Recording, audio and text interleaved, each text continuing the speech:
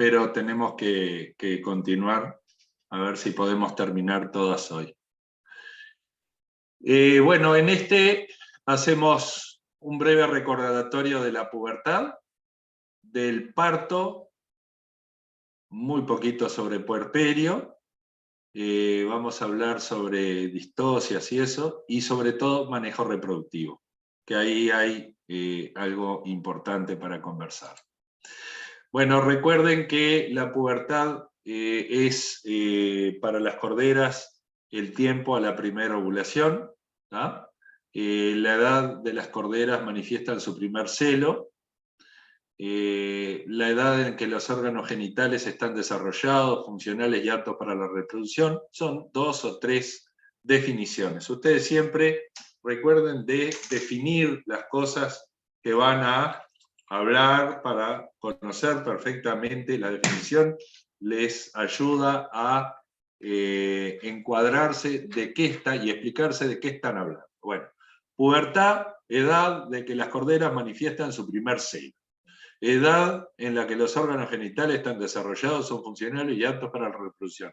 ¿Alguien me puede decir cómo definimos la pubertad en el macho?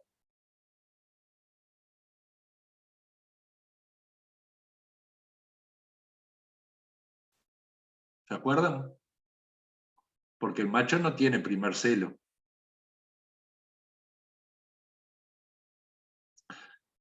La pubertad en el macho está relacionado con la cantidad de espermatozoides en el eyaculado. No es el primer eyaculado, sino que es el primer eyaculado con una cantidad de 25 millones de espermatozoides mínimo.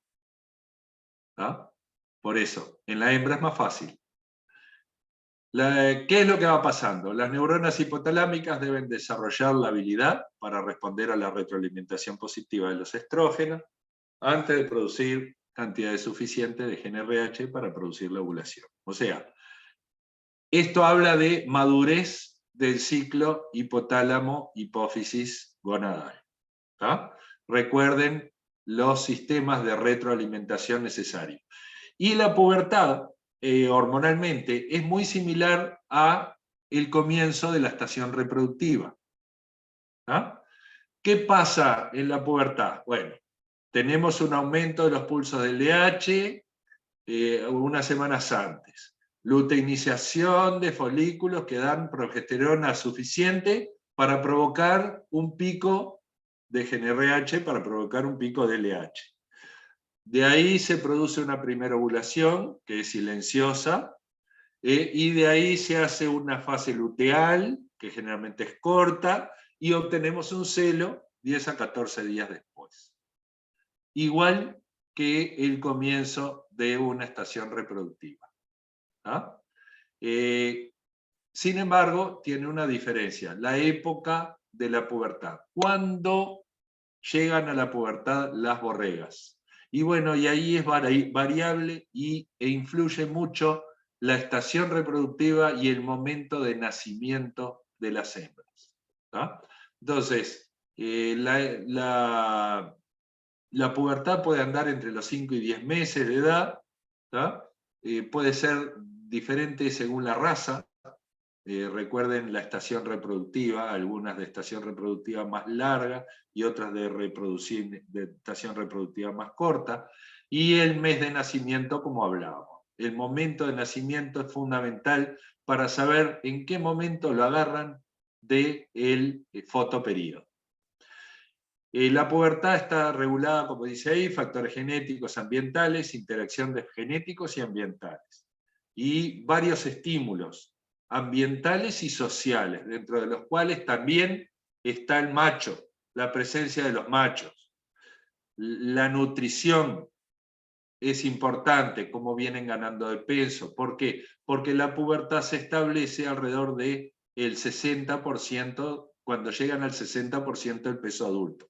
Cuando llegan a ese peso, entonces se supone que la hembra está madura para entrar en pubertad. Si a ese peso llegan en un momento de fotoperíodo favorable, vamos a tener la pubertad a los 5 meses. Si a ese peso llegan en un momento de fotoperíodo desfavorable lo vamos a tener al próximo periodo.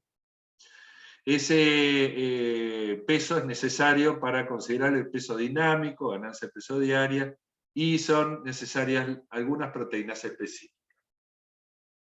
Como vimos entonces, está influenciada por el fotoperíodo, ¿tá? Y acá es importante, de las premisas aquellas que nosotros vimos, bueno, las corderas tienen que tener un periodo de incremento de la duración de los días para luego ser influidas por el acortamiento de las horas luz. Entonces, hembras que nacieron temprano en la primavera tienen posibilidad de entrar a la próxima estación reproductiva con 5 o 6 meses. Hembras que nacieron tarde en la primavera no tienen, van a zafar y van a entrar en pubertad al próximo año. ¿Por qué? Porque necesitan el alargamiento de los días para después reconocer el acortamiento de los días. Acá está en este esquema, que yo lo obtuve de Janquist, vemos que las corderas nacidas temprano en primavera versus las corderas nacidas tarde en primavera. Entonces las corderas nacidas temprano, en primavera, se les alargó el fotoperíodo para después reconocer la disminución del fotoperíodo y tenemos la pubertad de las hembras nacidas temprano. Y la pubertad de las nacidas tardías no llegaron a reconocer 30 días de aumento de horas luz, entonces pasaron este periodo, eran muy chicas y van a entrar en pubertad al próximo periodo.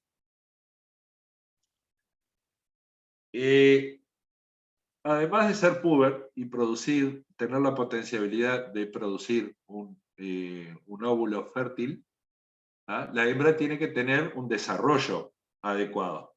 Desarrollo hormonal para soportar la gestación y un desarrollo físico para poder mantener la gestación. Y eso está ligado a la alimentación, porque necesitamos que esa hembra, además de que se desarrolla, crezca. ¿tá? Además de que desarrolle la gestación, se desarrolle ella propiamente dicha. ¿tá? Eso del peso y las condiciones, ¿no? va a determinar un peso de encarnerada, ¿tá? que según la raza podrá ser en el merino los 38 kilos, en el corrial 41 o 45 kilos. ¿tá? Entonces tenemos que tener en cuenta que no solo basta que ellas produzcan folículos y óvulos, sino que además tienen que tener un peso adecuado para poder ser encarneradas, un desarrollo corporal adecuado. ¿tá? Así que tiene mucha importancia económica el poder encarnerar al primer año. ¿Por qué? Porque entonces yo ya tengo las hembras y adelanto un año la producción. Por eso es importante los nacimientos más precoces en la primavera.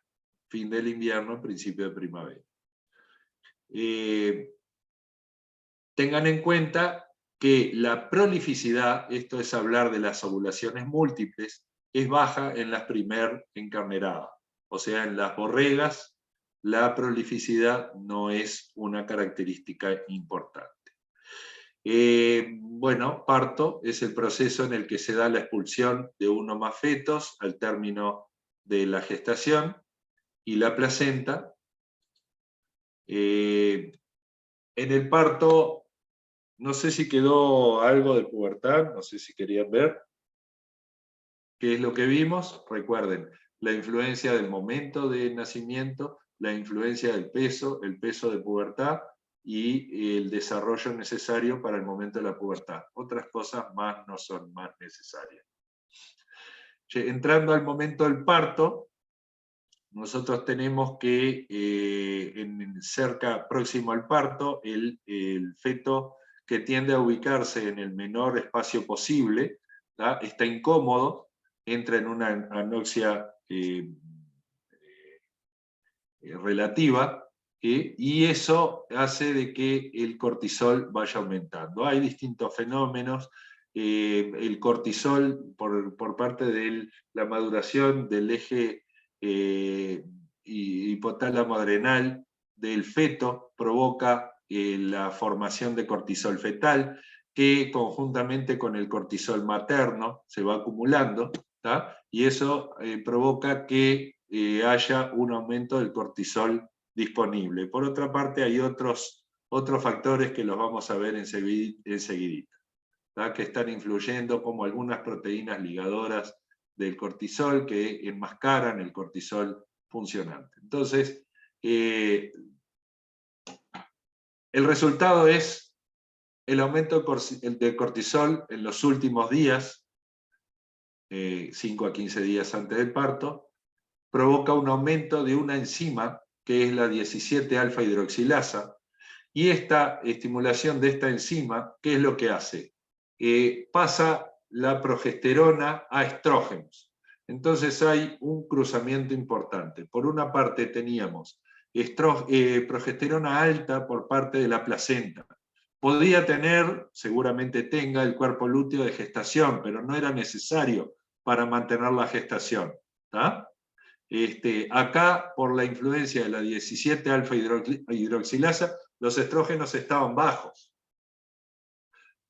también de origen placentario. Por influencia de esta hormona, los estrógenos aumentan y la progesterona baja. ¿Por qué? Porque esta hormona pasa, como los dos son esteroides y los dos son muy similares, pasa de producir progesterona a estrógenos. Y este cambio de producción es fundamental en el desencadenamiento del parto, ¿tá? Este cambio de producción de aumento de estrógenos va a provocar una serie de eventos que son importantes.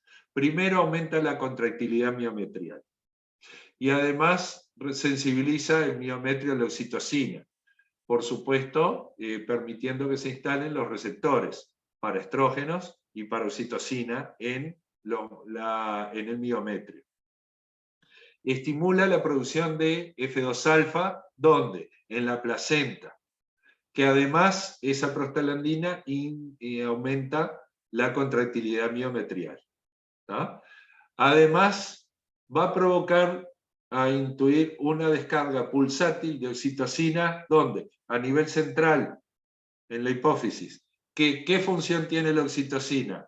Aumentar la producción de prostaglandina endometrial y aumentar la contractilidad miometrial. Y eso es como una cascada que va desencadenando un círculo virtuoso de aumento de la contractilidad hasta que empiezan las contracciones uterinas. Y cuando empiezan las contracciones uterinas podemos decir que ahí comienza el parto. Bueno, esto va pasando más detenidamente, como hablábamos, la hiperplasia y hipertrofia del adrenal, del feto, ¿tá? Provoca un aumento del cortisol fetal. Este aumento, que es previo al parto, ¿tá? En las últimas 2-3 semanas de final de la gestación, provoca un aumento del cortisol y del ACTH, la adrenocorticotrofina, ¿tá? Y las prostaglandinas C, de origen placentario, que por una parte tienen un efecto de anular la retroalimentación negativa sobre el hipotálamo, y por otra parte tiene, conjuntamente con una globulina que enmascara la liberación de ACTH, hace que el cortisol quede expuesto, o sea, causa más liberación de ACTH, ¿tá? Y eso hace de que se produzca más cortisol, por lo cual hay una gran cantidad de cortisol, y ese cortisol es el que desencadena la acción de la enzima 17-alfa hidroxilasa. A ver qué dice acá. La prostaglandina E2 de origen placentario, que anula la retroalimentación negativa sobre el hipotálamo, conjuntamente con la secreción de una globulina portadora, que enmascara el cortisol circulante, causa una constante liberación de ACTH, que va a redundar en un aumento del cortisol. El cortisol alto provoca un aumento de la actividad de la 17-alfa hidroxilasa. Hablamos del cortisol, acá hablamos de la ACTH y el cortisol materno, que está llegando a la placenta, aumenta la 17 alfa y como consecuencia hay un cambio de producción de progesterona a estrógenos. ¿Tá? Los estrógenos ya vimos cuál era la función, ¿tá? Pero bueno, podemos decir que el cambio de producción hormonal con aumento marcado de estradiol hace que estimulen la producción de receptores de oxitocina, aumenten la contractilidad. Bueno, esto es un poco el desarrollo de todo lo que estuvimos viendo antes. Aumenta la contractilidad miometrial, sensibiliza el miómetro de la oxitocina, aumenta la síntesis de actinomiosina y favorece la repolarización de las fibras nerviosas, con lo cual aumenta la contractilidad. Estimula la producción de prostaglandina en la placenta, que incrementa la contractilidad y provoca la descarga pulsátil de oxitocina en la hipófisis, que vuelve a aumentar la contractilidad miometrial y con eso el desarrollo de las contracciones uterinas. Comienzan las contracciones uterinas, comienzan las fases del parto. Antes del parto tenemos los signos que podemos llamar prodrómicos o signos de parto inminente, que podemos ver una relajación abdominal y de ligamentos pelvianos, un agrandamiento de la vulva, una edematización vulvar. Por supuesto que ya venía con un agrandamiento de la glándula mamaria. Recuerden que está influyendo el lactógeno placentario, está influyendo la prolactina, que son dos hormonas que van a desarrollar la glándula mamaria, conjuntamente con la progesterona también. ¿Ah? Y todo eso va llevando hacia el animal, el comportamiento de un animal al momento del parto. ¿Qué comportamiento tiene? Bueno, inquietud, se separa de la majada, se ponen en decúbito, se paran, tiene un flujo amarillento, espeso por la vulva, que es el tapón mucoso. Hoy hablábamos del tapón mucoso, que se perdía más o menos unos 4 o 5 días previo al parto. ¿Tá? Eso hace identificar a una hembra parturienta. Concretamente, ¿qué es lo que está pasando? Ya vimos hormonalmente y vimos que llegábamos a cómo se llegaba a las contracciones miometriales. ¿Tá? Bueno, ahora tenemos que ver el otro actor, que es el cervix. Recuerden que el cervix estaba cerrado y que se tiene que dilatar. Entonces, el cervix sufre dos procesos. Primero una relajación cervical y después un proceso de dilatación cervical, que son muy importantes para poder llegar a un parto eutóxico, o sea, un parto normal. La relajación cervical es un fenómeno pasivo en el que intervienen los estrógenos, originarios en la placenta, las prostaglandinas E2, también originadas en la placenta, ¿tá? Sobre todo en las últimas semanas. Esos estrógenos y prostaglandinas E2 favorecen la liberación de colagenasas que ablandan. ¿Tá? Hay una nueva disposición de las fibras, ¿cómo se llama? El cansancio empieza a mostrarse, de las fibras del cérvix. Hay una edematización de las fibras del cérvix, ¿tá? Con lo que llamamos una maduración cervical, ¿tá? Y un reblandecimiento. Esa edematización cervical es necesaria. Hay un reordenamiento de fibra, de colágeno, aumenta la incorporación de agua en la matriz amorfa y actúan las proteasas. También influidos por la relaxina, hormona presente en el ovino. Después tenemos el proceso de dilatación cervical. Nosotros tuvimos una fase de reblandecimiento que era todo un fenómeno pasivo. Ahora vamos al proceso de dilatación, que el proceso de dilatación es un fenómeno activo. ¿Ah? Es un fenómeno activo en el que intervienen, por una parte, las contracciones miometriales y por otra parte, la presencia del saco coriolentoideo como efecto cuña en el cérvix. Reblandecimiento y dilatación cervical son iguales y opuestos en el sentido que ocurren. El reblandecimiento va del sentido útero a vagina y la dilatación cervical va en el sentido vagina a útero. Primero se empieza del extremo vaginal y por último termina el extremo uterino. ¿Ah? Acá dice, primero se dilata el orificio cervical externo y posteriormente el interno. Así que acá influyen las contracciones miometriales y la presión del saco coriolantoideo. Pero el cervix tiene que estar reblandecido, como ya hablamos. Una vez que se haya producido la dilatación, cuando ya tiene cierto grado de dilatación, el saco coriolantoideo y la presión del saco coriolantoideo en el cervix provoca la dilatación final cervical y la pérdida de estructura del cervix. Queda prácticamente ancho como el cuerno uterino. ¿Ah? Pero no se olviden que estamos con presencia de las contracciones uterinas, que van a llevar a empujar el feto hacia el extremo de salida, hacia el extremo cervical.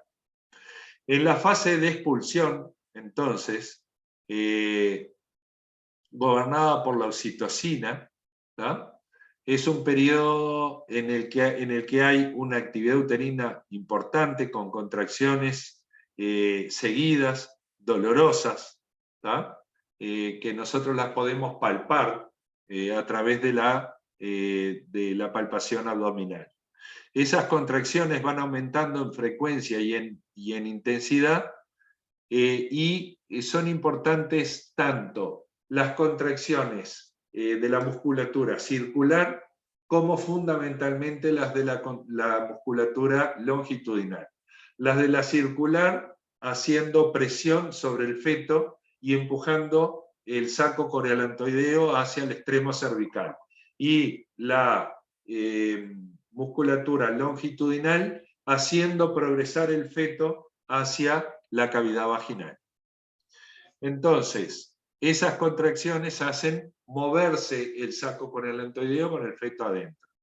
Y ahí después intervienen dos reflejos que vamos a ver inmediatamente.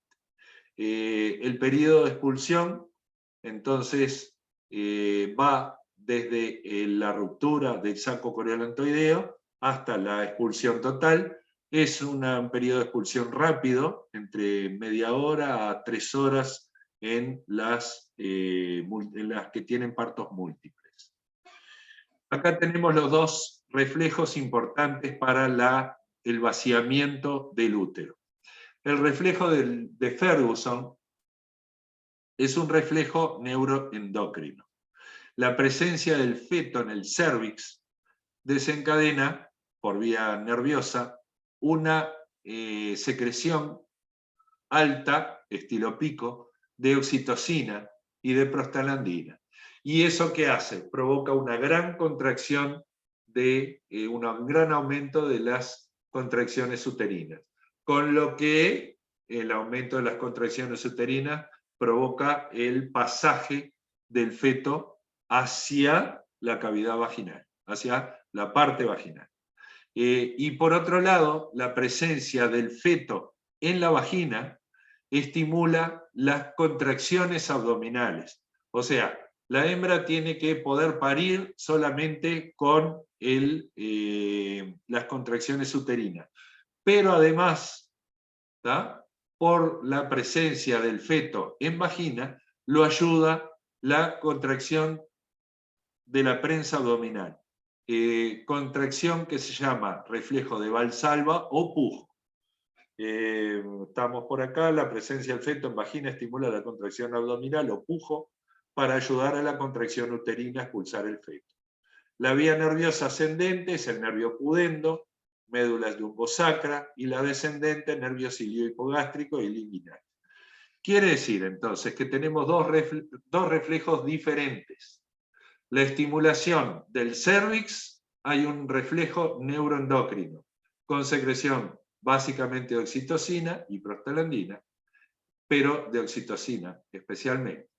Y el reflejo reflejo pélvico, que se establece por el pasaje del feto a la vagina, que es un reflejo neuronal, ¿tá?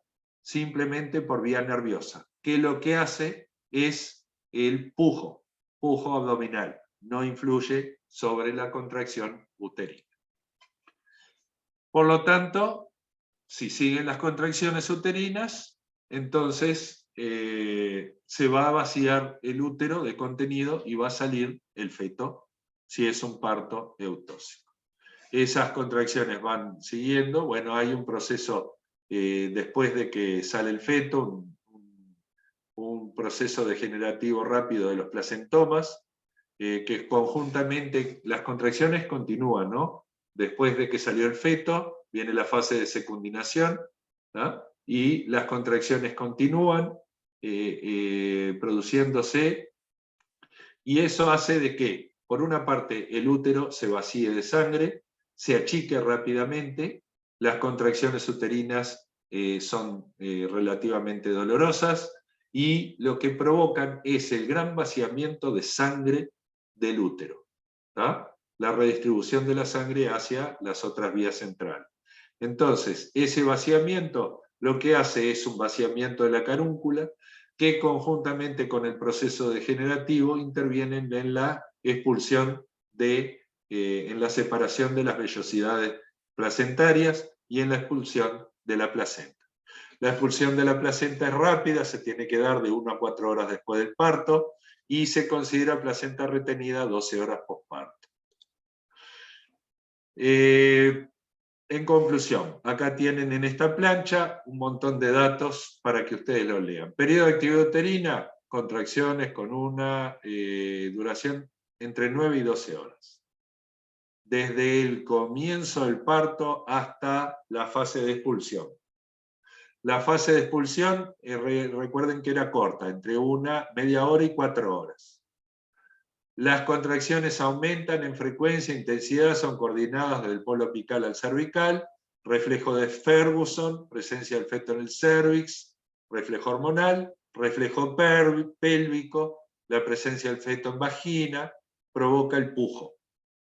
Periodo de expulsión, 1 a 2 horas. La expulsión de la placenta, 2 a 3 horas después del parto.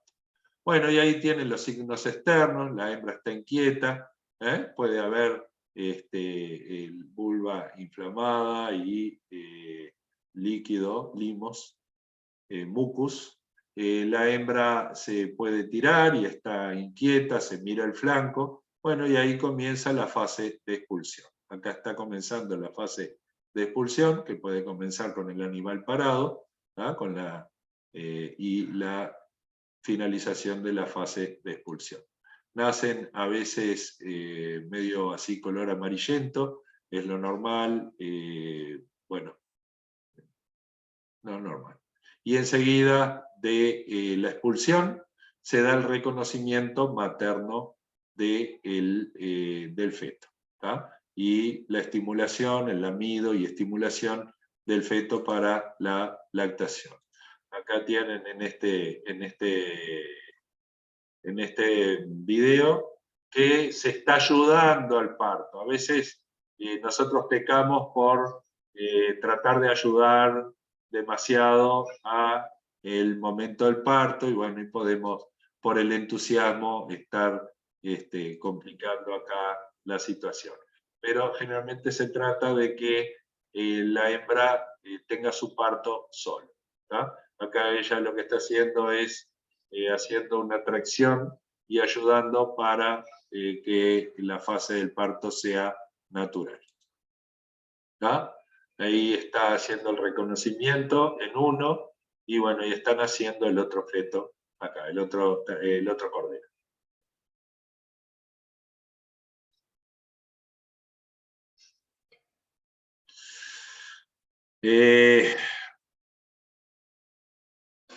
Podemos inducir el parto, ya hablamos en toxemia de la gestación, que se puede desencadenar el parto dando dexametasona. La dexametasona tiene una acción directa. La damos intramuscular de 15 a 20 miligramos y desencadena el parto en 48 horas. Pero tenemos que tener muy en cuenta que el feto tiene que estar maduro para poder sobrevivir. Así que no podemos adelantarnos mucho más de 4 o 5 días antes de la fecha probable de parto, pues necesita estar maduro para poder respirar. Aquello que eran el surfactante y todo eso que estimula la respiración. Bueno, eso habla de madurez fetal al momento de la expulsión. Tiene que estar maduro para poder respirar, si no estamos provocando partos en animales no viables, por lo cual tendremos complicaciones en cuanto a la sobrevida de los corderos. Pero a veces necesitamos, por alguna cosa, el inducir el parto. Dexametasona. Antiguamente usábamos dexametasona combinado con benzoato. Hoy está en duda el benzoato, no lo podemos utilizar. Bueno, tendremos que buscar fuentes alternativas. Pero siempre, como bien dice ahí, es necesario tener la fecha de servicio segura. Si yo tengo una encarnerada en el que no tengo una fecha de servicio, no me conviene inducir el parto. La involución uterina que sigue al momento del parto es rápida, dura 25 a 29 días. En esas 25 días hay una refractariedad ovárica, no hay crecimiento folicular. Después sí, comienza el crecimiento folicular. Acá dice, no hay ondas de crecimiento folicular durante la gestación hasta 20-30 días después del parto. Tener en cuenta que paren durante el anestro. Entonces van a entrar en anestro y seguramente están en el anestro en época de anestro. Entonces, bueno, todo se resuelve más sencillamente. ¿Qué es un parto distóxico? Es un parto dificultoso. ¿Cuáles son las dificultades más comunes de los ovinos? Problemas de actitud, porque los ovinos tienen miembros largos, y a veces el desbalance hormonal en la gestación, el desbalance entre el estrógeno y la progesterona uterina, provoca problemas de actitud con miembros flexionados, por lo tanto, distocias por problemas de actitud. Hay problemas de distocias por partos gemelares, triples o dobles, que tendrán que ver. Las malformaciones como anasarca, fetal, enfisema, o otras anormalidades como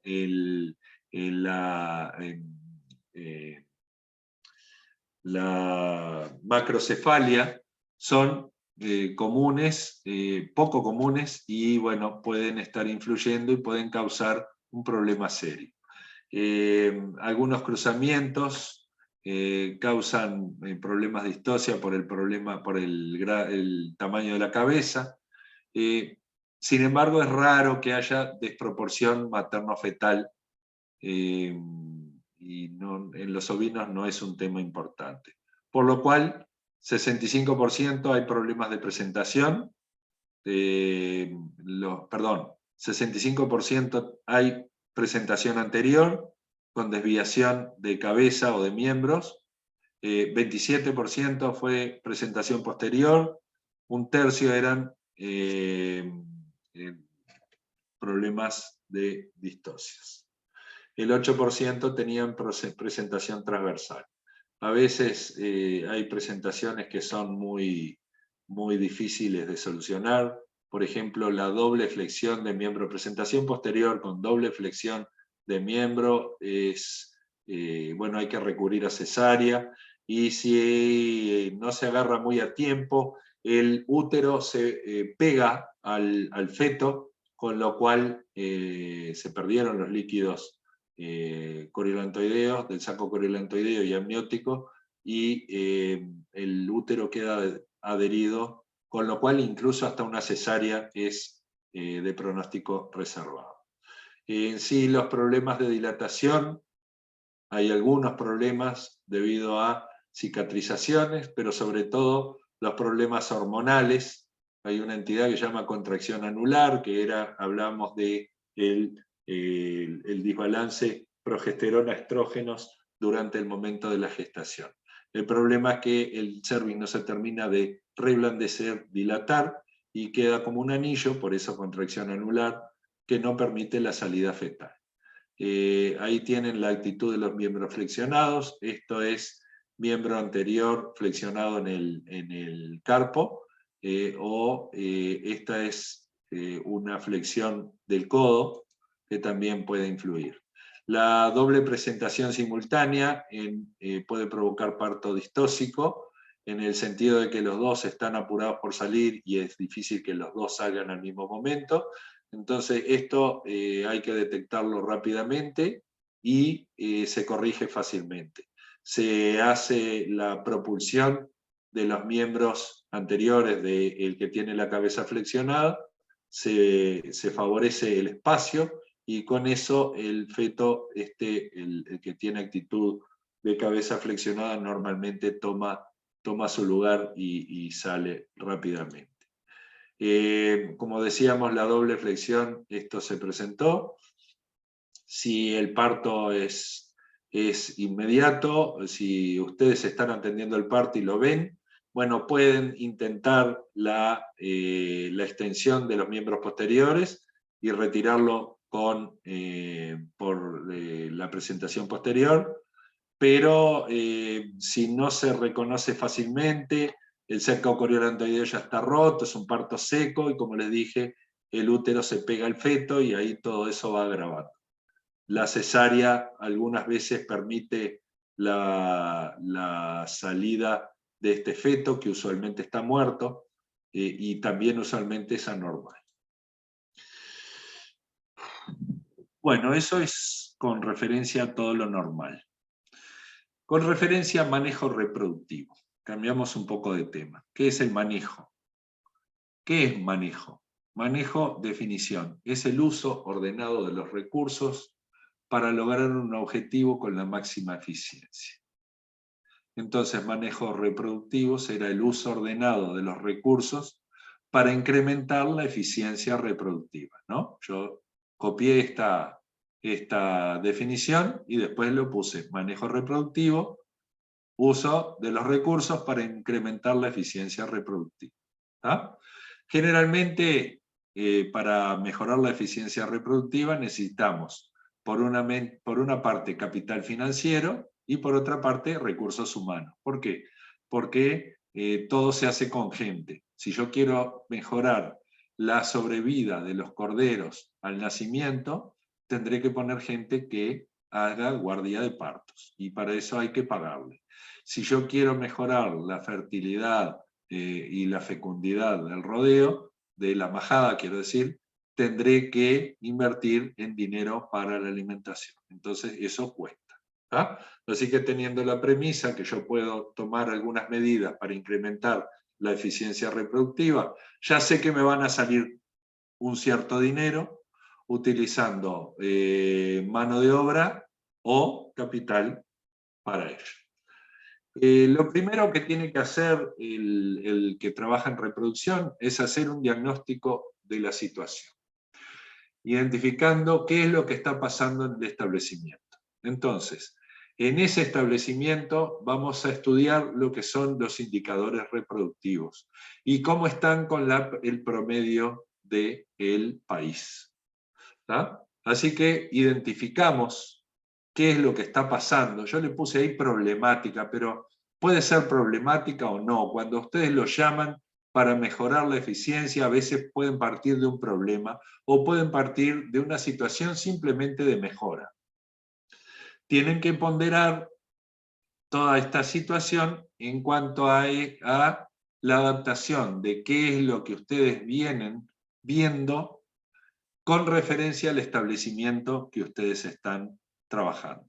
Entonces, la ponderación habla de la aplicación del problema en el establecimiento.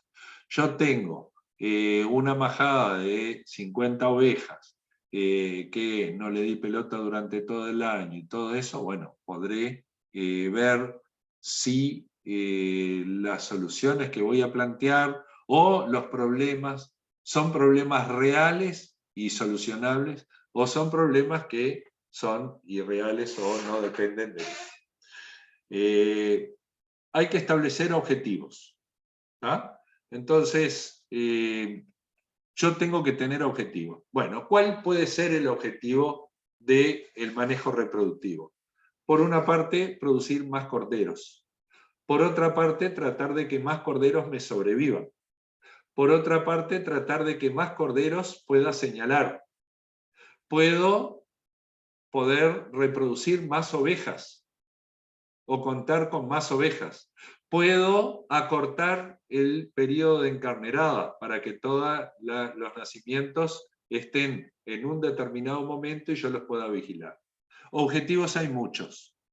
Objetivos reproductivos que muchas veces se mezclan con los objetivos productivos. Porque la reproducción generalmente implica un aumento productivo. Aumentar la producción, al aumentar la reproducción, aumentamos la producción. Después hay que hacer recomendaciones. Ustedes tienen que planificar y establecer cuáles acciones van a tomar y qué alcance va a tener. Bueno, ¿qué acciones podemos hacer? Bueno, vamos a hacer un flushing. ¿Por qué? Porque yo quiero tener una mayor fecundidad, ¿tá? O sea, mayor cantidad de corderos disponibles, ¿tá? ¿Qué alcance tiene? Voy a hacer el flushing en las borregas cuando sé que ellas no tienen una buena fecundidad, y no, de repente yo apuesto a la majada general, ¿tá? Entonces, ustedes tienen que establecer determinadas acciones y un alcance para esas acciones. ¿Cuáles son los componentes del desempeño reproductivo? Bueno, la fertilidad, la fecundidad, la prolificidad y la tasa de supervivencia. Hablamos de la fertilidad, es la cantidad de ovejas que quedan preñadas. La fecundidad es la cantidad de corderos que van a estar en esa majada. La fecundidad habla de cuántas son aquellas que quedaron preñadas de las que quedaron servidas, de las que fueron servidas. La prolificidad habla de la cantidad de corderos y la tasa de supervivencia habla de, por una parte, cómo las madres criaron a esos corderos y por otra parte, cómo el productor evitó que esos corderos se murieran. ¿Tá? Para eso utilizamos indicadores, como hablábamos, indicadores reproductivos que muchas veces son indicadores productivos. Y ahí en esta tabla tienen porcentaje de preñez, ovejas preñadas sobre ovejas encarneradas, u ovejas paridas sobre ovejas encarneradas. El tema es si yo hago diagnóstico de gestación o no hago diagnóstico de gestación. Las diferencias que puede haber entre preñadas y encarneradas y entre paridas y encarneradas es las pérdidas reproductivas. ¿Tá? Yo puedo tener preñeces a los 40 días por ecografía o a los 30 días por ecografía en un número, sabiendo que ese número después va a ser reducido por problemas que van a afectar a la majada. Y algunas no van a parir. Bueno, pero también influye el porcentaje de preñez y yo tendré que ver el porcentaje de preñez cómo fue establecido. Por eso algunos hablan de fecundidad, que habla de corderos nacidos sobre ovejas encarneradas. Y otros hablan de fertilidad, que son ovejas paridas sobre ovejas encarneradas. Son conceptos parecidos, pero algo diferentes en cuanto a qué es lo que sumamos, teniendo en cuenta y la visualización de qué etapa de la gestación pueden haber pérdidas y cómo considerarlas. La prolificidad o tamaño de camada son la cantidad de corderos nacidos sobre ovejas paridas, pero también podemos tomar ese factor por la ecografía. Entonces, cantidad de corderos a la ecografía sobre ovejas preñadas. Sobre ovejas preñadas es mejor indicativo que ovejas paridas. ¿Por qué? Porque las que no están preñadas no me interesan. Yo puedo tener la fertilidad, la prolificidad sobre las ovejas por ecografía. Y bueno, y ese es un valor que tendré que tomar en cuenta. Porcentaje de señalada, cordero señalado sobre ovejas encarneradas. Tasa de sobrevivencia, cordero señalado sobre corderos nacidos. Me habla de cómo la oveja pudo alimentar y crecer el cordero hasta el momento de la señalada, donde ahí el productor dice, bueno, finalmente tengo tantos corderos para producir lana o carne o lo que sea. ¿Ah? Puedo estudiar la tasa de parición o procreo, un número teórico, calculando los corderos nacidos sobre las ovejas encarneradas y servidas. ¿Ah? Y establecer una tasa reproductiva con corderos detectados por oveja encarnerada, en el cual interfiere la fertilidad, la supervivencia y la prolificidad. O sea, hay una serie de indicadores reproductivos que tendré que tener en cuenta para estudiar dónde están las pérdidas o los problemas reproductivos. Si los problemas reproductivos están en la fertilidad, o sea, el carnero no preña, y las ovejas no quedan preñadas. Si los problemas están en la fecundidad, o sea, si las ovejas abortan o tienen reabsorción. Si el problema está en la prolificidad, si yo esperaba muchas melliceras y tengo pocas. Si el problema lo tengo al nacimiento y tengo poca tasa de sobrevivencia, o el problema lo tengo hasta el destete y se me mueren los corderos después de la señalada. Todo eso lo tendré que estudiar. Bueno, y ahí tengo los indicadores promedio para Uruguay: fertilidad 90%, prolificidad entre 1,1 y 1,5, creo que este año anduvimos en 1,3, fecundidad 0,809, corderos por oveja, sobrevivencia 85% y señalada 60-70%. Fíjense cómo bajamos, ¿no? ¿Cuáles son los factores que influyen en el desempeño reproductivo de una majada? La edad individual de cada una de las hembras. Tengo que tener en cuenta cuántas son borregas y cuántas son ovejas y cuántas son ovejas viejas. El peso, recuerden, el peso a la pubertad y el peso a la encarnerada, que no eran iguales. Lo que hablamos ahí de peso pubertad y peso fértil, peso pubertad 60% a 70% del peso adulto, y peso a la encarnerada como otro peso diferente. La condición corporal, que habla del estado de carne general de las ovejas. Tengo que tener en cuenta la estacionalidad reproductiva, que combina el fotoperíodo con la disponibilidad de forraje, porque tengo que tener en cuenta mucho que la alimentación está muy ligada al fotoperíodo por la producción de forraje. Tengo que tener en cuenta la sanidad por las enfermedades reproductivas, sobre todo las que causan aborto, y las pérdidas perinatales, que son debidas a hipotermia o inanición, la depredación, problemas por distocias, generalmente de baja incidencia, y fallas en el comportamiento materno.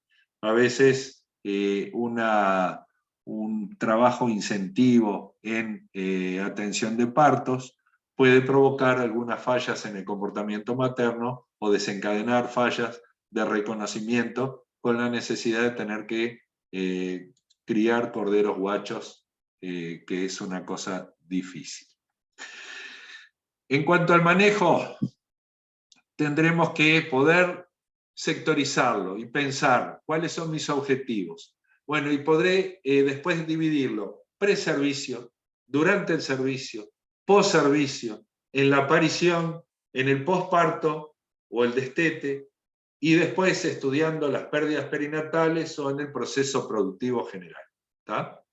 En el preservicio, entonces, ¿cómo podemos influir? Bueno, por una parte lo que aprendimos, haciendo examen de aptitud reproductiva a los reproductores machos, a los carneros, y a las hembras, usando, como ya vimos, un examen de aptitud de la hembra. ¿Tá? En los machos, examen andrológico, en hembras, examen ginecológico, descartando aquellas que tienen problemas de ubre, bueno, problemas de patas, problemas con los pezones que fueron cortados o lastimados durante la esquila, problemas de vulva. ¿Tá? Por otra parte, la condición corporal y el peso y la ganancia de peso es importante porque me va a hablar de fertilidad y de fecundidad. La selección habla de poder seleccionar las características que desean los animales, sobre todo las que tengan menos defectos de aplomo, defectos de, si estoy produciendo lana, defectos de lunares, defectos de, etcétera. Podré seleccionarlas en ese momento. Después tendré que hacer un esquema de apareamiento, en el que puedo hacer una monta a campo, monta libre, una monta dirigida, en la cual puedo hacer una detección de celo con los animales marcadores y proveerle de un macho seleccionado, o inseminación artificial. En la monta libre yo voy a necesitar un 3% de carneros. En la monta dirigida puedo exigir el uso de carneros. Entonces puedo trabajarlos hasta en un 1%, porque yo estoy montando individualmente aquellas una vez o dos veces, solamente aquellas que están en celo, y no esperando y montando otras hembras y compitiendo, y perdiendo energía en eso. E inseminación para trabajar con uno o dos machos solamente. Tendré que tener en cuenta si voy a hacer efecto macho. ¿Qué es el efecto macho? El efecto macho entonces era colocar las hembras con los machos alambre por medio, previo al inicio de la estación reproductiva, porque ellas al verlo y al olerlo aumenta la pulsatilidad de la GnRH y eso me adelanta el inicio de la estación reproductiva y tiene un efecto concentrador. Es una medida de manejo reproductivo preservicio que puedo utilizar y que no me da pérdidas económicas, no gasto nada en eso. Y otra cosa es la observación del peso dinámico. Tendré que ver cómo viene desempeñándose la majada, porque la alimentación estaba muy relacionada con la reproducción, con la fertilidad de la majada. Durante el servicio, ¿qué medidas de manejo puedo tomar? Bueno, tendré que ver qué cantidad de machos voy a utilizar, cuándo es la temporada de servicios, ubicando la época de la encarnerada. Tengo que ver cuál es la duración de ese servicio. Servicios tradicionales de 45 días, voy a hacer un ciclo de celo, o puedo hacer inseminación artificial, o puedo hacer una inseminación artificial y un repaso con carneros. ¿Cuánto tiempo? Hago un ciclo de inseminación de 15 días y un repaso de 40, ¿tá? Bueno, ahí tendré distintos objetivos para poder ir desarrollando. Puedo hacer un servicio diferencial. El servicio diferencial algunas veces es aconsejado. Eso quiere decir separar las categorías, las borregas por un lado y la majada general por otra. Cuando, por ejemplo, tengo presencia de brucelosis en un establecimiento, me conviene hacer un servicio diferencial en el que la majada general es inseminada, con lo cual no hay posibilidad de contaminación de los retarjos o de los carneros con brucela, y más si uso ovejas androgenizadas, y las borregas las puedo encarnerar con carneros, con borregos nuevos, son carneros libres de brucelosis. Son manejos que puedo ir aplicando, que son diferenciales. Puedo hacer un control mirando cuál es la tasa de celos. La tasa de celos diaria habla de la salud reproductiva. Una majada en plena época de servicio tiene que tener 100 dividido 17, da más o menos un 7%, entre un 5 y un 7%, un 8 hasta un 9% de hembras en celo por día. ¿Tá? Lo ideal es un 5 a 7%. Recuerden que a veces hay un efecto de concentración por la presencia del macho. Cuando nosotros ponemos el macho en la majada, hay un efecto concentrador en que más o menos a los 7 días, 8, hay una gran cantidad de ovejas que entran en celo. Y bueno, tendremos que ver y verificar la actividad de los machos, si es monta natural, viendo la dominancia, o si no tienen actividad, y poder compararlos y ver qué es lo que está pasando. En el post-servicio, después del servicio, que también habla de reproducción, ¿tá? El desoje de escole entre piernas y vulvas para limpiar la zona del parto, la esquila preparto. Esquilar preparto es una medida de manejo importante porque se vio que por una parte aumenta la ingesta de la madre, porque la hembra al estar más expuesta al frío, entonces estimula el apetito. Por otra parte, bueno, prolonga la gestación unos días, por lo que aumenta el peso del cordero. La oveja busca reparo y facilita la localización de ubre por parte del cordero.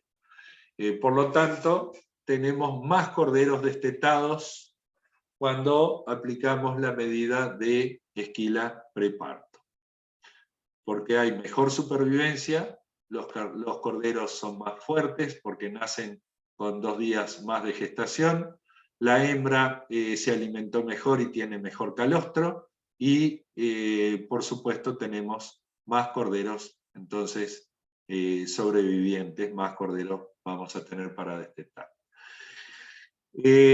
Durante la aparición tenemos que ver si vamos a asistir la aparición o es un campo extensivo y no hay asistencia a la aparición. Recuerden de que toda labor en el que se opone la gente, el humano quiere cobrar, entonces va a tener un costo. La asistencia controlada tiene un costo, el manejo extensivo tiene menos costo, pero más pérdidas, más posibilidades de pérdidas. En cuanto a manejo posparto y destete, me importa mucho el tema de la alimentación y cómo se están interactuando con los corderos. Puedo hacer un manejo según estado reproductivo, alimentario.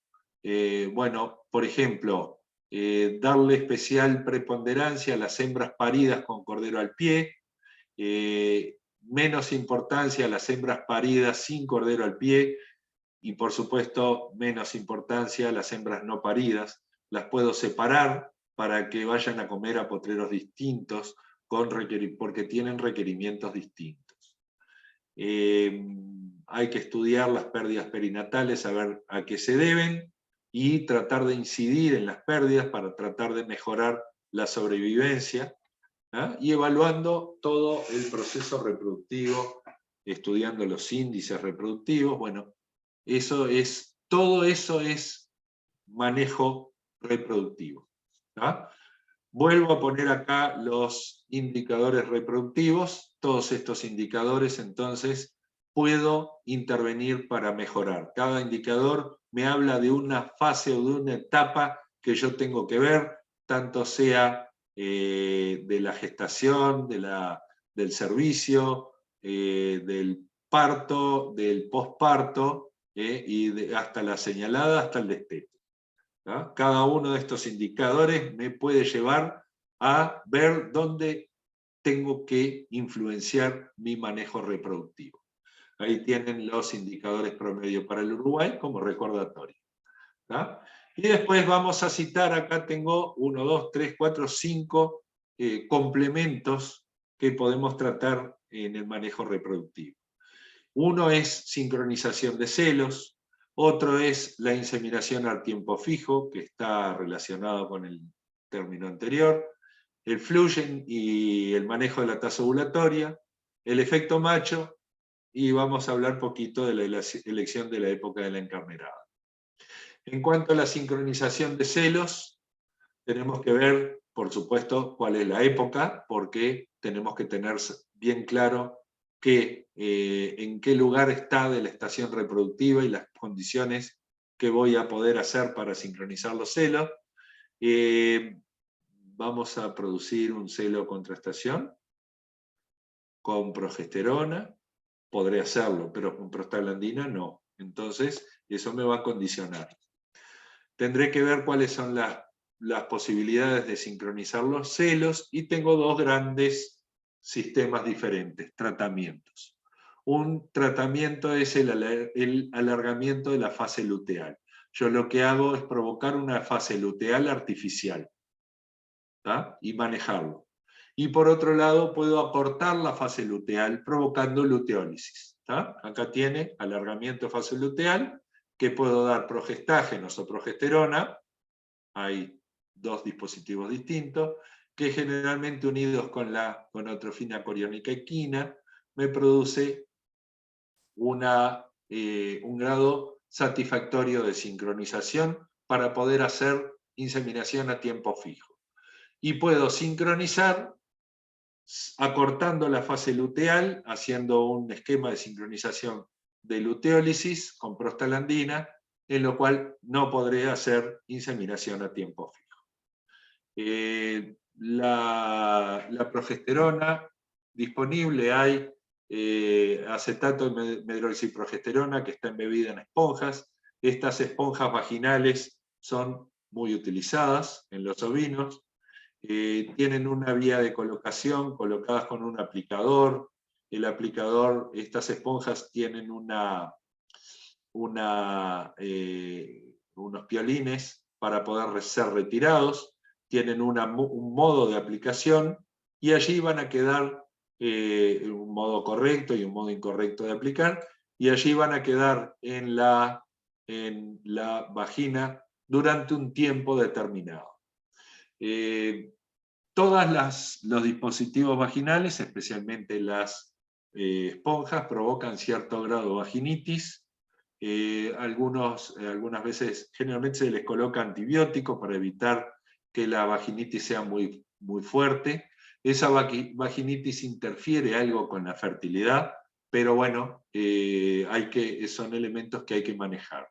En el retiro, muchas veces algunas esponjas se pueden perder, y esa oveja no queda sincronizada, y otras se le puede pegar. En la vaginitis puede provocar la adherencia de la esponja a la vagina, con lo que puede ser un problema la utilización de estas esponjas.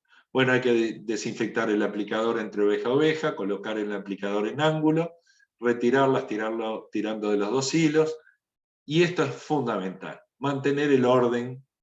Cuando yo hago esponja y al retiro SG, entonces tengo que hacer muy claro cuáles son las que se le inyectó y cuáles son las que se le retiró, porque es muy fácil entreverarse, ¿no? Entonces, es muy útil que vayan dos personas, retiro, SG, retiro, SG. ¿No tiene? No le inyecto. ¿Ah? Retiro, SG. Y así seguir. Tienen que ser muy prolijos, porque si quedaron mal colocadas, algunas se pueden perder, y bueno, y a esas dar una dosis hormonal es perder el dinero. Para descartar las esponjas hay que tener un criterio sanitario, no dejarlas tiradas, llevarlas a un lugar especial para ese descarte. Otro es la utilización de estos dispositivos vaginales con progesterona o progestágenos, tipo SIDER o TRIU-B o algo así. Todos ellos son dispositivos que tienen progesterona o progestágeno, que con una dosis de hormona, novormón o foligón, gonadotrofina coriónica equina, sirven para dar un shock de hormona folículo estimulante. Entonces, para dar un shock de hormona folículo estimulante para mejorar la concentración de celos, bastan 250 unidades internacionales por animal. Subo a 500 unidades internacionales por animal cuando quiero, además, aumentar la prolificidad. Por eso hablamos de que las dosis pueden ser variables, dosis que tendrán que ustedes juzgar cuál es la que van a aplicar.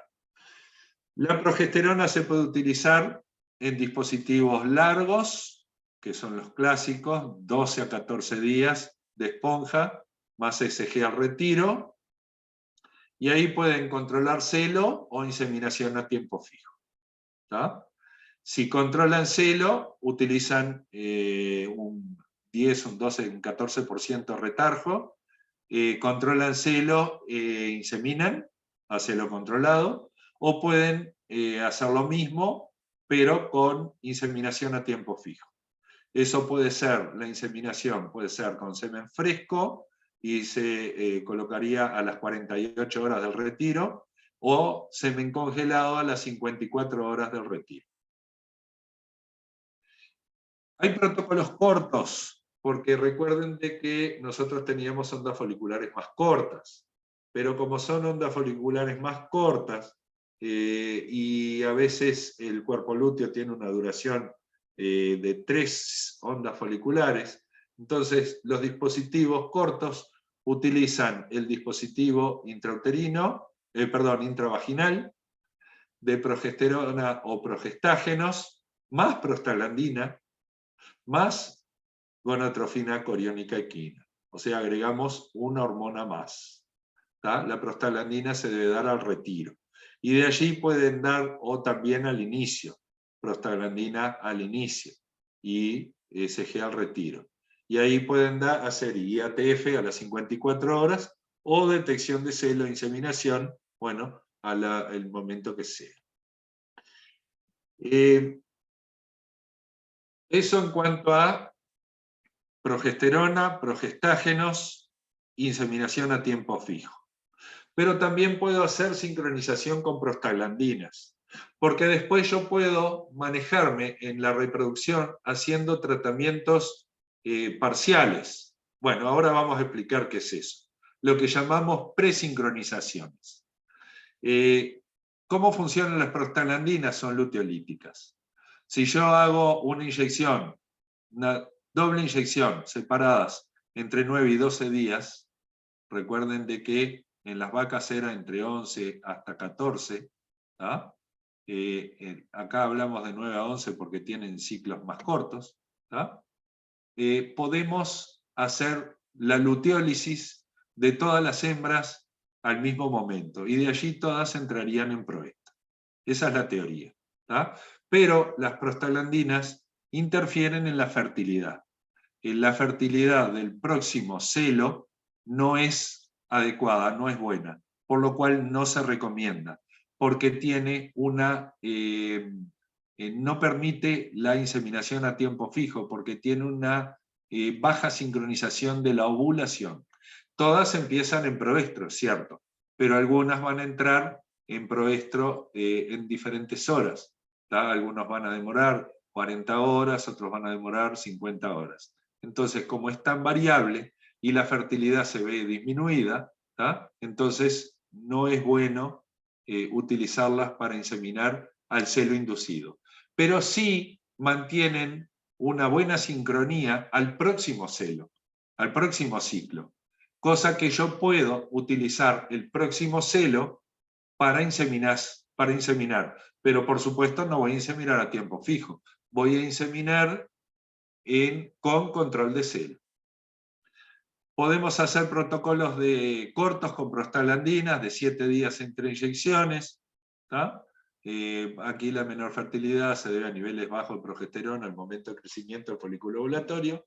O protocolos largos que a veces mejoran un poco el grado de sincronía. ¿Tá? Por supuesto, un dato relevante, solo se utilizan en estación reproductiva. ¿Tá?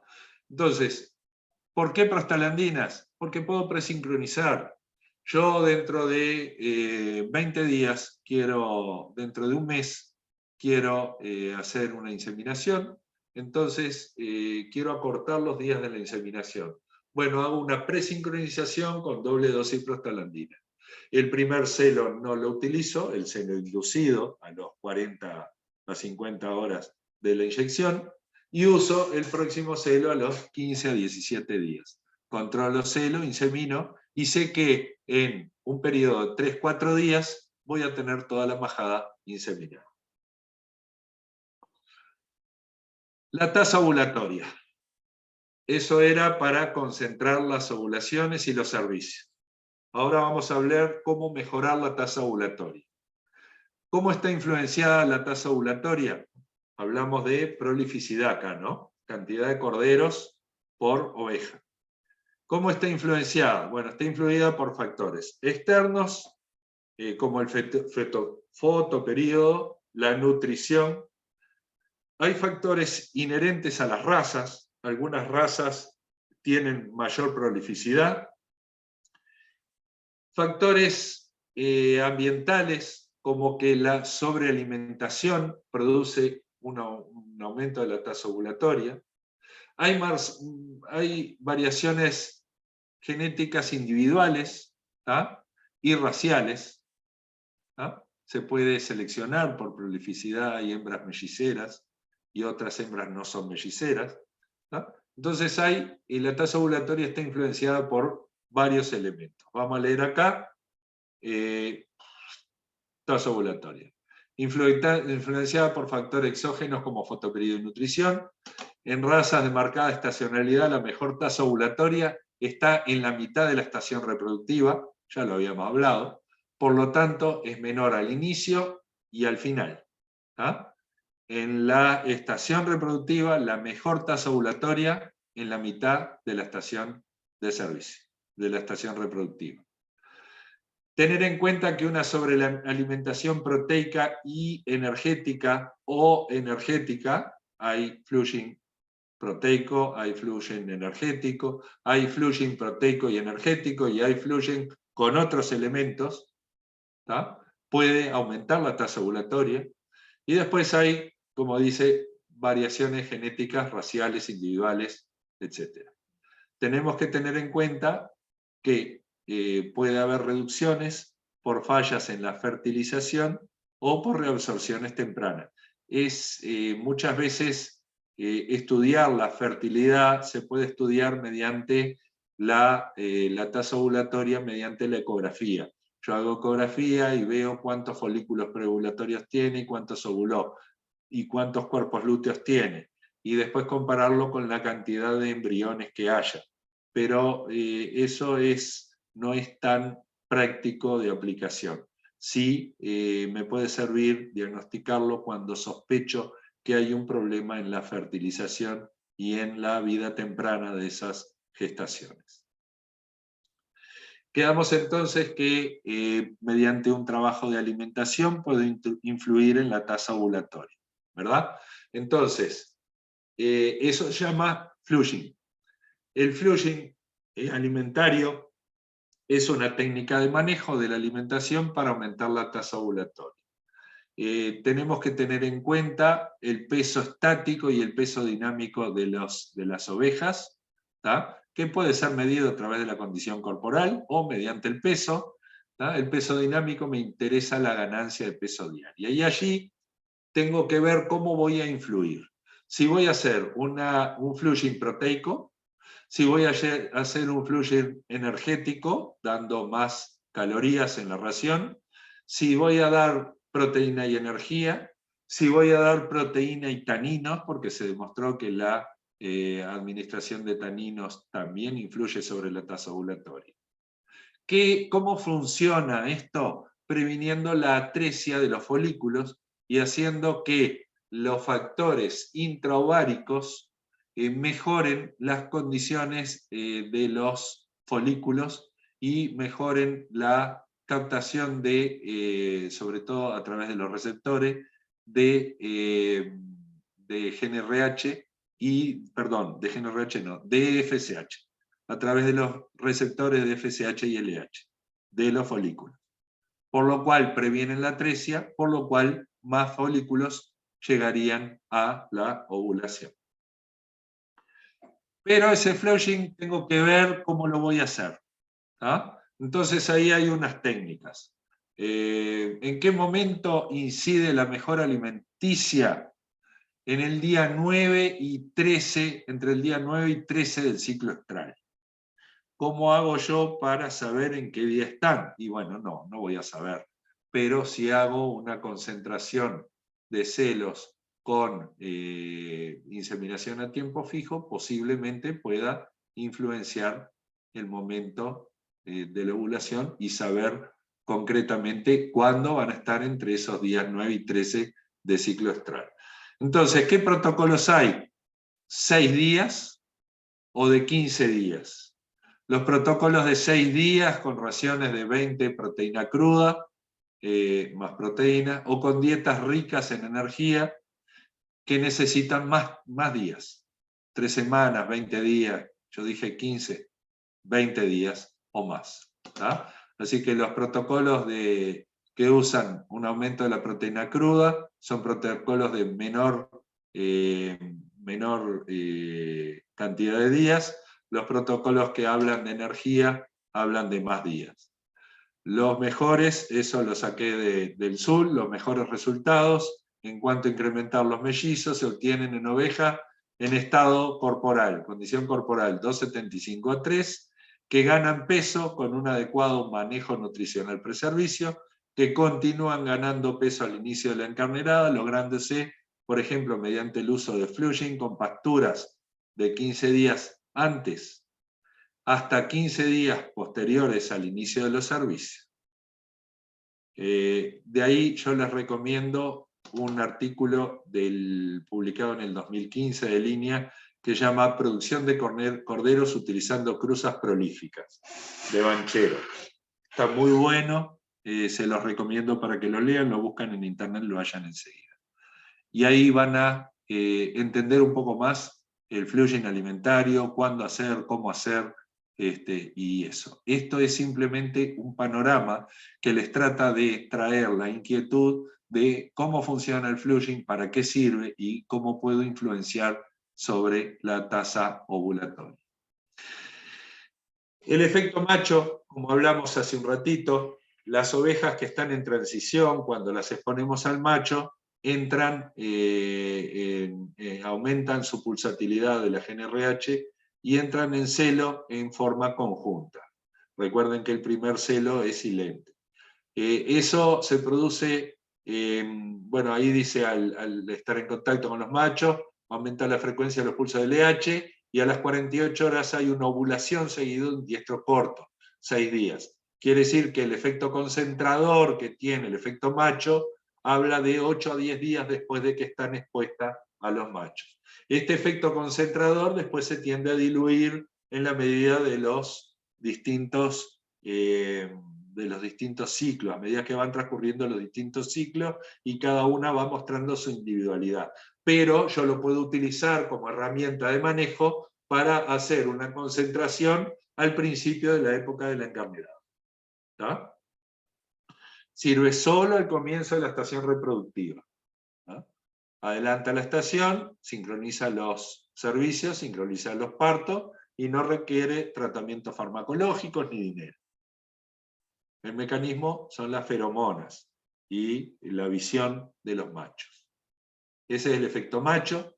El efecto macho también algo se produce cuando en una inseminación vemos que la gráfica de animales en celo por día se concentra a los 3, 4, 5 días de comenzado el servicio, hay un aumento de los celos en ese periodo. Hay un efecto concentrador por parte de los machos y un efecto concentrador por estímulo también intra-ovejas, entre las distintas ovejas. el estímulo sexual de las ovejas entrando en celo y de la presencia de los machos, tiene a ser una tendencia de hacer un efecto concentrador.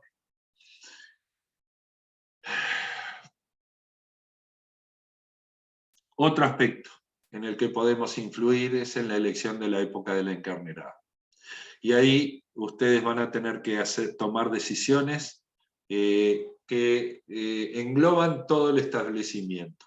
Como vieron, tenemos que tomar decisiones de manejo para saber si vamos a usar inseminación o montacampo o montacorral, si vamos a alimentar, si vamos a hacer flushing, si queremos aumentar la tasa ovárica, si vamos a concentrar los celos, si vamos a hacer tiempo fijo o vamos a hacer celo visto. Además, ahora tenemos que saber cuándo vamos a hacer todo eso. ¿Cuándo vamos a hacer la encarnerada? Ya sea natural o ya sea artificial, inseminación. ¿tá? Por eso yo puse acá, son decisiones que tienen una gran responsabilidad técnica y que están sometidas a una variabilidad de muchos factores, especialmente los climáticos, cómo viene el verano, cómo viene el otoño, si hay pasturas, si no hay pasturas. ¿tá? Tener en cuenta que concentrar los celos significa concentrar los partos, con lo que eso me lleva al momento del parto. ¿Puedo darles la atención adecuada o no puedo darles la atención adecuada a esas hembras parturientas?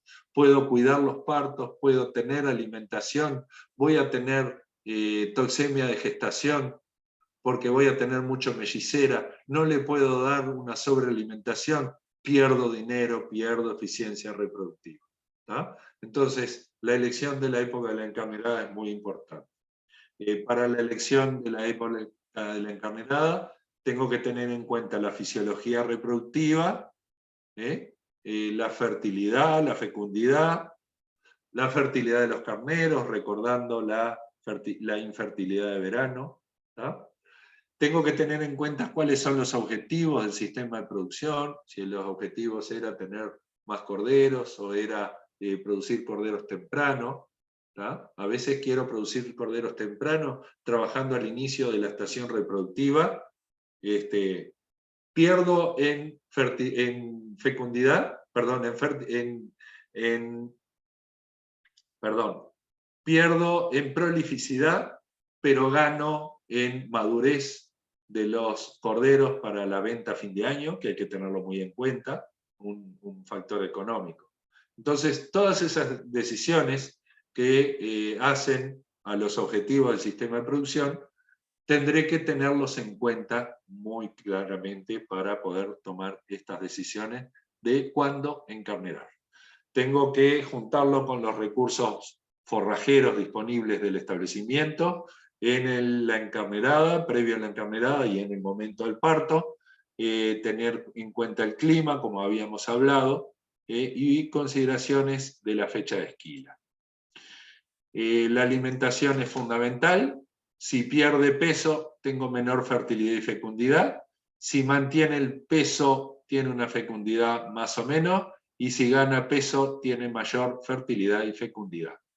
¿Cuándo? 2 semanas antes y 2 semanas después de la concepción. Fundamental el peso dinámico en el momento de la concepción. El crecimiento del feto en la gestación, en semanas, 21 semanas son 140 días. Ustedes ven que en las últimas semanas el incremento es muy manifiesto, con lo que los requerimientos durante la gestación aumentan grandemente, más en los mellizos. Entonces, eso lleva a que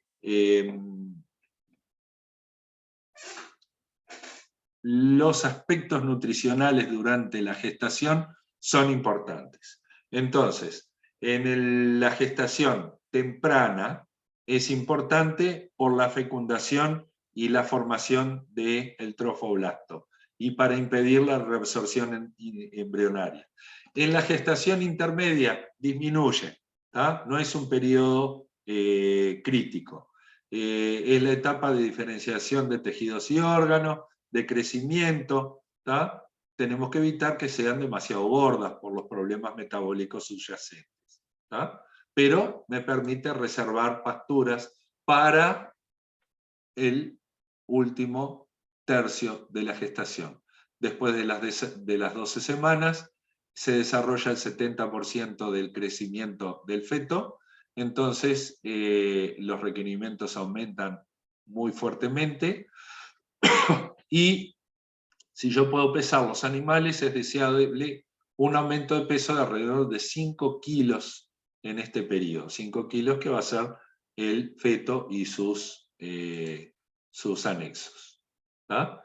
Entonces, durante la preñez, hasta las 12 semanas, no hay una demanda muy alta de consumo, permite reservar los campos para el momento más crítico. Después de las 12 semanas, aumenta el requerimiento, por lo que tenemos que dar mejor cantidad y calidad de forraje, sobre todo mejor calidad de forraje, porque si voy mucha cantidad, puede el aparato digestivo no ser suficiente como para procesar todo ese forraje de mala calidad. En el último tercio de gestación se puede producir la mortalidad de las ovejas por toxemia de la gestación, se puede producir mortalidad de corderos por dificultades al parto, por debilidad al momento del parto, corderos checos y débiles, porque no baja bien la leche, porque las ovejas están débiles, no tiene buen calostro. La producción de lana en las ovejas, los vellones, cuando la oveja está muy estresada, se rompen, o se forman capachos, se despega la lana y se apelmaza. Y la producción de lana del cordero, bueno, no maduran los folículos secundarios, con faltas, con crisis alimentaria, y eso tiene un efecto permanente de menor producción.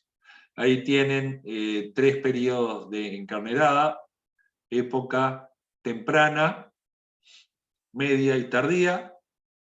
Esto es para la raza merino, me parece que era. Pero bueno, las ventajas se pueden ver en sí. La ventaja de la encarnerada temprana es parición de otoño, con corderos tempranos, esquila de cordero al pie y más lana por cordero, pero tenemos problemas con la fertilidad y la fecundidad. La baja fertilidad de los carneros, porque estamos en un periodo de calor, y la lactancia en invierno, que es complicado. Entre diciembre y febrero, tenemos corderos gordos, está bueno, lo podemos hacer con raza ideal, por ejemplo, pero tenemos baja fertilidad y fecundidad. La aparición de la lactancia es en invierno, que tenemos problemas, son los limitantes, los rojos. Lento desarrollo de los corderos, afecta la producción de lana de los corderos y la calidad de la lana. Y los marzo-mayo tardía, que son los que tienen mejores indicadores reproductivos, tienen la aparición de primavera. Recuerden lo que hablamos de las borregas en primavera, tratar de hacer una aparición temprana de primavera. Con un método de concentración podemos tener aparición más concentrada, velocidad de crecimiento de los corderos. Bueno, pero eso implica una esquila con corderos chicos, que siempre broman, y bueno, no tenemos corderos gordos para el fin de la zafra. Entonces, como ven, todas las épocas de encarnerada tienen sus pros y sus contras, con lo que tendrán que tomar decisiones.